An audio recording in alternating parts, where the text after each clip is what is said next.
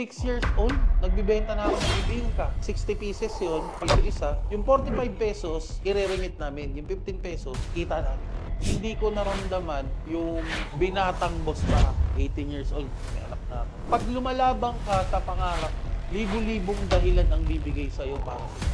Pero lagi nating tandaan, paghanap ka ng isang dahilan para sa'yo. Yung nararanasan natin ngayon, yan ang resulta o bunga ng mga nakaraang desisyon natin. Pagka hindi naramdaman ng mga anak ko yung hirap na naranasan ko, hindi siya tatalino sa buhay katulad ng talino na meron ako ngayon. Naniniwala ka ba na sinuwerte ka lang? Naniniwala ako sa swerte, siguro, nasa range lang yan ng 5%. 95% dyan hard work. Naisip ako ng isip ng mga bagay na pwedeng makapagpa-viral sa akin. Yung pagiging ako lang pala ang magpapa-viral sa akin. Gusto ko sabihin sa tao, maraming lumabas na mga bulaang propeta na kung pakikinggan mo sila, sabaw naman, nalilin lang tayo sa nakikita natin. Bago tayo sumuway, sumunod muna tayo. Nakikita mo yung success na dapat ay para sa'yo talaga dahil makikita mo na umangat lahat ng tao na naniniwala sa'yo. Sa una, ang isang bagay, pag hindi natin alam, napakahirap.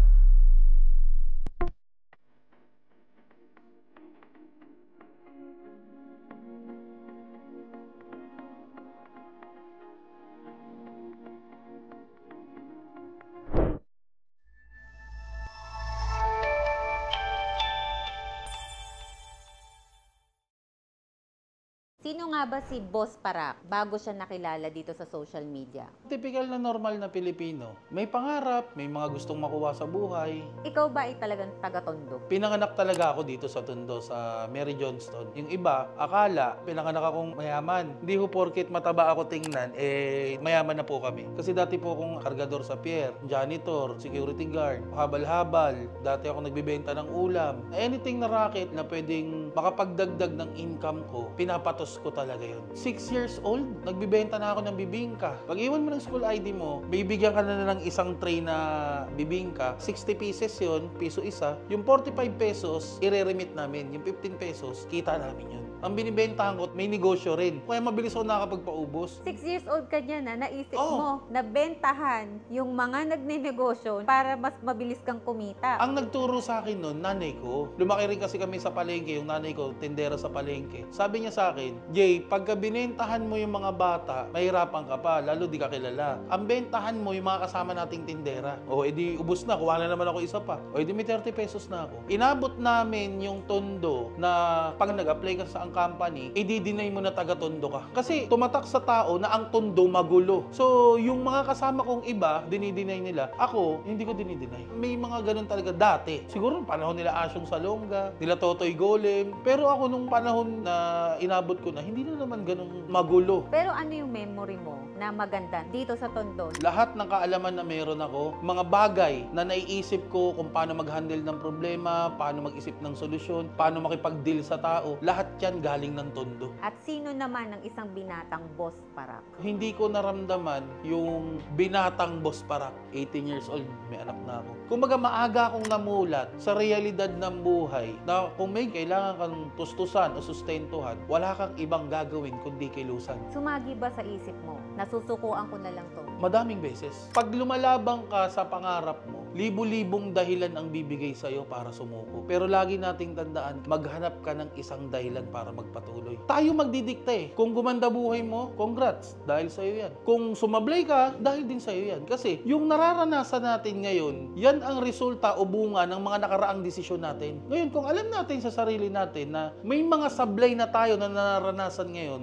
linisin o ayusin mo na yung desisyon mo sa buhay. So, ang ibig sabihin nito, kahit na anong mangyaring pagsubok sa buhay mo, huwag mong susukuan to dahil pag kinorek mo ngayon yung buhay mo, makukuha mo yung success. Yes, ma'am. Tayo gumagawa ng libro natin. Tayo nagsusulat sa bakanting pahina ng buhay natin na kung ano ang gagawin mo, yun ang isusulat mo doon. Kung iisipin mo, nahihinto ka, edi tutuldukan mo na yung kwento mo, tapos na. Walang ibang kikilos para sa atin. Tayo lang. Tingin mo ba yung anak mong naging dahilan para Yes. ka sa buhay? Kasi ako, gago ako, siraulo ako. Pag hindi ko binago yung buhay ko, kung ano ang nararanasan ko ngayon, ngayon, yun ang mararanasan ng anak ko. Ngayon, tanungin natin yung sarili natin. Yung buhay ba na meron ka ngayon, gusto mo bang makuha ng anak mo? Kung hindi, baguhin mo. Kung oo, sige, ituloy mo. Pero, gusto ko siyang mahirapan na maranasan niya yung hirap nang nandun ako. Kasi, iba yung hinayaan mong mahirapan yung anak mo nang wala ka na, nang hinahayaan mo siyang mahirapan, pero may supervisory mo. Kasi, naniniwala ako, pagka hindi naramdaman ng mga anak ko yung hirap na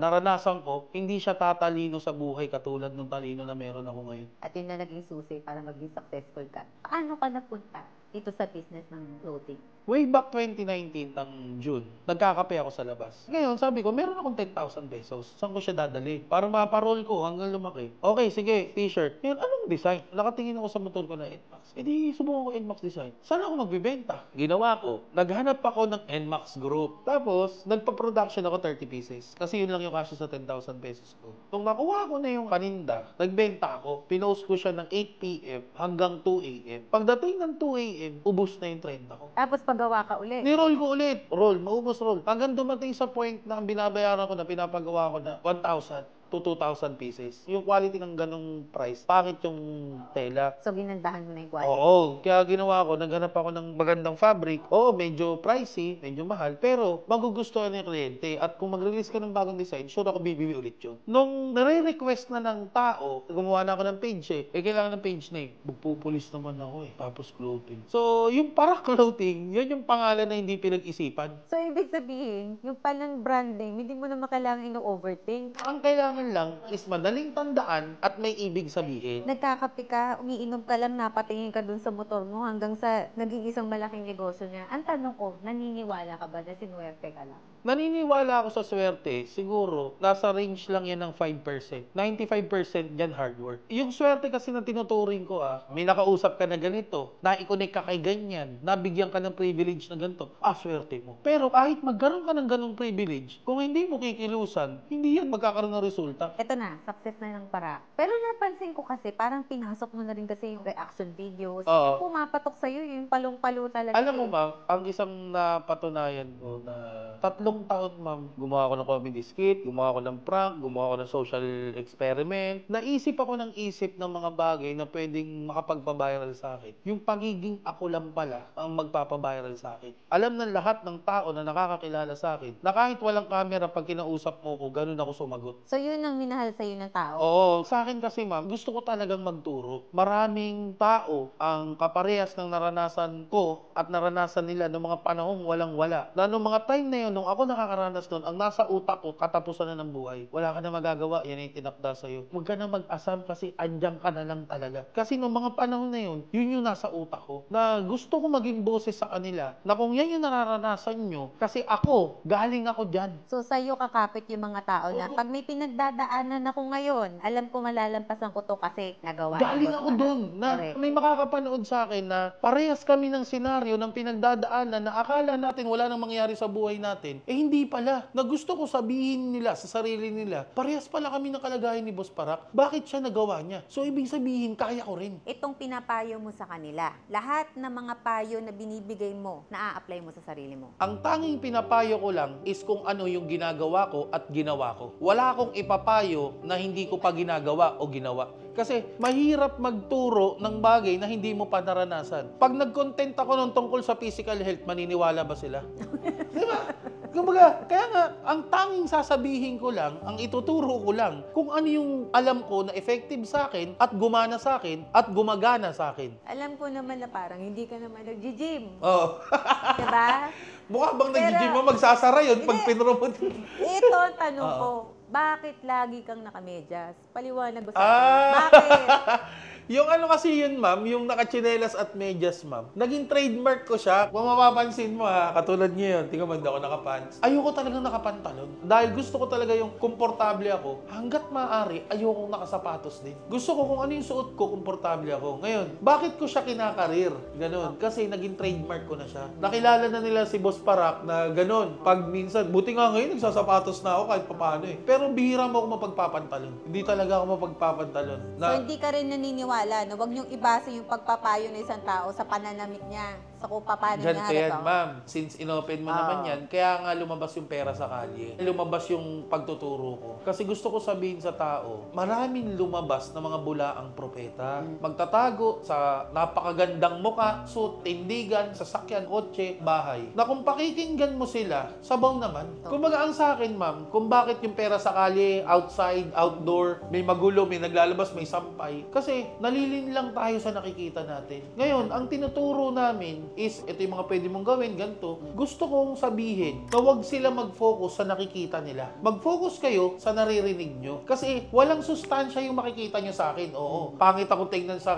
camera, pwede. Ang lapad ko tingnan sa camera, oo. Pero pikit mo mata mo, pakinggan mo sasabihin ko. Ipasok mo sa puso mo, sa isip mo. Pag wala kang natutunan, pag in-apply mo sa buhay mo yung sinasabi ko, wala kang natutunan, bumalik ka sa akin, putulan tayo ng daliri. So minsan pala, pwede lang nating ipikit ang ating mga mata, makinig lang tayo. Kasi doon natin maririnig. usually, ma'am, kadalasan, ang vision, naluloko tayo niyan. Yun. Pero sa pandinig, hindi tayo maluloko niyan. Ihimayin mo yung naririnig mo. Ngayon, pagka narinig mo siya, pag-isipan mo maigi. Internalize mo, i-adapt mo, himayin mo. Tingin ko ba, ubra sa akin to? Yung sinasabi ba to ni Boss Parak, uubra, applicable ba sa akin? Ngayon, kung hindi applicable, tingin mo, wag mo subukan. Pero tumalab sa mga tao. Ay, kaya Tumatak lang, siya. sa akin kasi, ma'am, bago tayo sumuway, sumunod muna tayo. Yun. Makikipag-argumento ka sa akin na hindi yan uubra, hindi yan gaganto. Eh kaya walang nangyayari sa buhay mo. Kasi ayaw mo subukan muna eh. Ba't hindi mo muna subukan? Pag subok mo, nakita mo ano yung problema o may kailangan i-adjust, edi adjust mo. Tapos subukan mo ulit. Eh kaysa naman makikipagtalo ka sa akin. Hindi pwede, hindi ganito. Eh kasi kung ako naging ganong mindset ko, hindi tayo magkausap ngayon. Ang galing mo magsalita, ang galing mo mag-share ng value. Ang daming natututunan ng mga taong nakikinig sa'yo. Sa laki ng ambag mo sa pagko-content dito sa ating lipunan, ang tanong ko,